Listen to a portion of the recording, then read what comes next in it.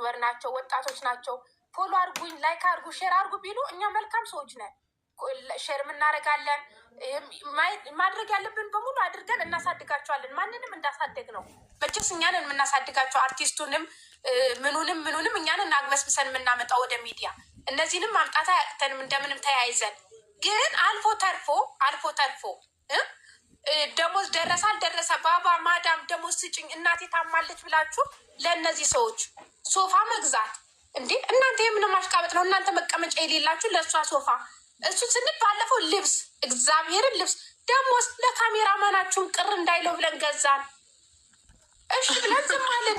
ቲሸርት እንደ እኔ ቲሸርት የማውቀው ለመልካም ለእርዳታ ሲሆን ያን ቲሸርት ተሽጦ ለእርዳታ ይገባል ይባላል። ቲሸርት በፎቷቸው ታሰሩና ልጋጉን እየተዝረከረከ ያለ ሰውዬ አምታችሁ ታለብሳላችሁ። ዝም አልናችሁ። ከዛስ እኛ ደግሞ እንደ እህት እንደ አንድ ኢትዮጵያዊ ነገ ደግሞ ሬሳችሁ ስትሞቱም ስትታመሙ እኛ ላይ ነው የምታለቅሱት። ታው እህቶች እነሱ እኮ እንዲህ ያላቸው ብልጥ ሆኑ ስንላችሁ ምንድን ነው የምትሉን? እናንተ ቁሞ ቀሮች የሚቆም ይቆምባችሁና ስለቆመባችሁ ነው ወንድ ብርቆች እንዴ። እሺ ከዛስ ደግሞ የደጋፊ ይመጣሉ። እኛ የሩታ ደጋፊ ነን። ያችኛን ቀንዷን ብለን ብሎክ አድርገን ቤቷን ሪፖርት አድርገን እናዘጋ እንዴ። ይህ ሁሉ እነሱ ለኢትዮጵያ ምን አስተዋጽኦ አድርገዋል? ለእኛ ምን አስተዋጽኦ አድርገዋል? ምን አድርገውልናል? ጥያቄ ለእናንተ እንዲ እግዚአብሔርን ለእኛ ምን አድርገውልናል? ለኢትዮጵያ ሰዎች ለራሳቸው ዩቲዩባቸውን እያሉ ይሄ እኮ ብቸኛ እኮ ስሚ ብቸኛ እኮ ከገጠር ወደ ከተማ ሲመጣ ተሰደድኩ ብሎ ያለቀሰ ጀግና እኮ እንዴ!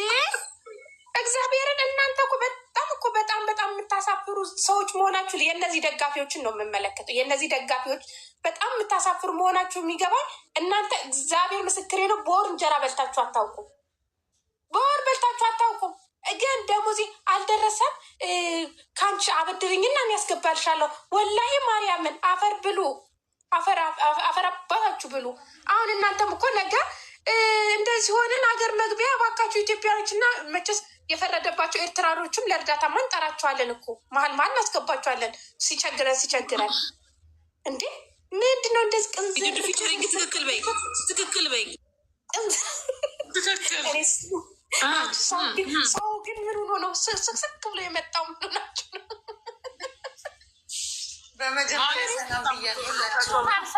እግዚአብሔርን ሩታና ሰዎች አይሰሙም። እግዚአብሔር ምስክሬ ነው። ገብቼ ቦለኩኝ። አንቺ ቁሞ ቀር እኔ ቁሜ አልቀረውም። ገና ጦቴ ጉች አለ። ገና ልጃገረድ ነኝ። ምን ነው ቁሜ